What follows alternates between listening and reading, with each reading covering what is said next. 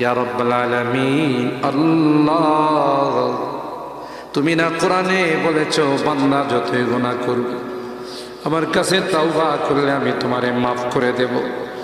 মনে বড় আশা নিয়ে আল্লাহ তোমার শাহী দরবারে ভিক্ষুকের মতো হাত বাড়াইলাম।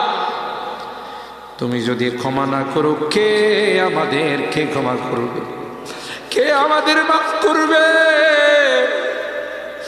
ভিক্ষুকে একজনের কাছে ভিক্ষা না পেলে আরেকজনের কাছে পায়। এক দুয়ার থেকে বিতাড়িত হলে আরেক দুয়ারে যায়। তোমার দরবার থেকে যদি মাহরুম হয়ে যায়, বিতাড়িত হয়ে যায়, কার কাছে যাব? কে আমাদেরকে ক্ষমা করবে? মালিক রে, কাঙ্গালের মতো হাত বাড়াইলাম, তাওবা করতেছি, আর জীবনে কোনোদিন নামাজ ছাড়ব না, আর জীবনে কোনো গুনাহ করব না,